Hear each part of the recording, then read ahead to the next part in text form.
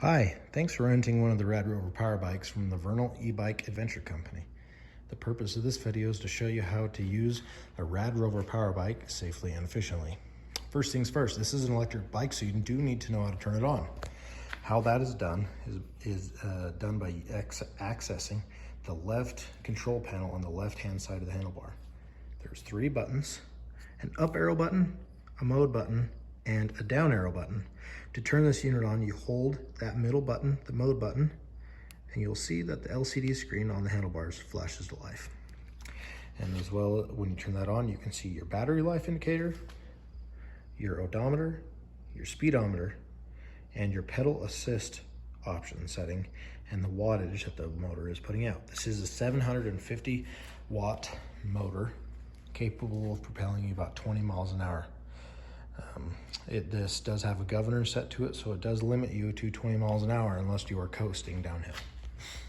All right, as I said, this is a pedal assist bike, and the mode right here is PAS. It stands for pedal assist 1. That is the standard mode it puts you on as soon as you turn the bike on. To change that, you use the up and down arrow buttons on this left panel. Up, going up in the pedal assist options, going into more power. 1 being the least, 2 being eco mode. Still obviously helps you, but does conserve battery life. 3 being the standard, which we do tell most people just to start out on. Doesn't put out very much power, just enough to leisurely help you cruise around the town. 4 being I'm on a trail, I want some help up the hills. 5 being the speed option, which puts out the max wattage with the pedal assist, helping you reach the highest speed possible of 20 miles per hour. All right, so this is a pedal assist bike, but for those who might have a bad knee or a hurt leg, this does have another option that helps you get going. This does have a twist throttle on the right hand side, and to operate that is just like a normal motorcycle. So you twist that back and the bike will spring to life going forward. All right, so that was the electronic gears and the pedal assist options. This is a mountain bike, so it also has 7 physical gears. And you can see they're located right here on the right hand side. Well, this is the selector for those gears. To select the gears, 1 being the least, meaning I am going up a hill and I need the most torque possible. 7 being I'm on the road, I'm gonna go as fast as I can. And to select those gears and change those gears, access that with these 2 buttons here and here. This button, see, has a plus button, has a plus sign on it, and that indicates to go higher in the gears, adding gears. And this button, obviously, to do the opposite, deselecting gear, going backwards in the gear selection.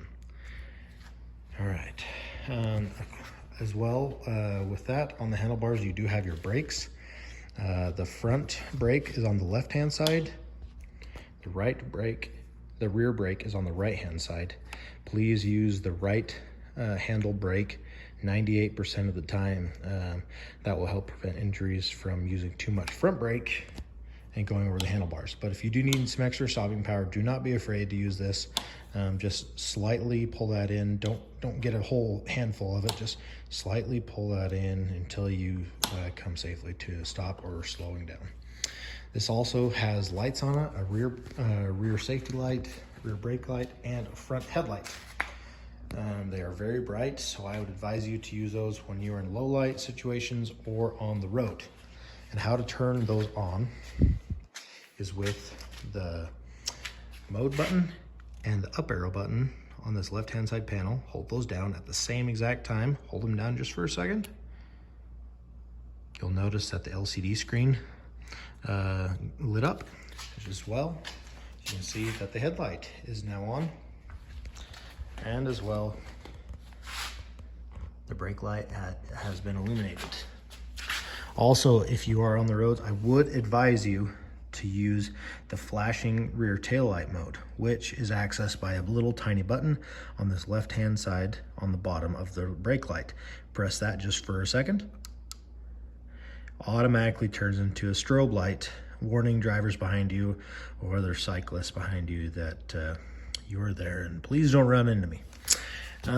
This is an electronic brake.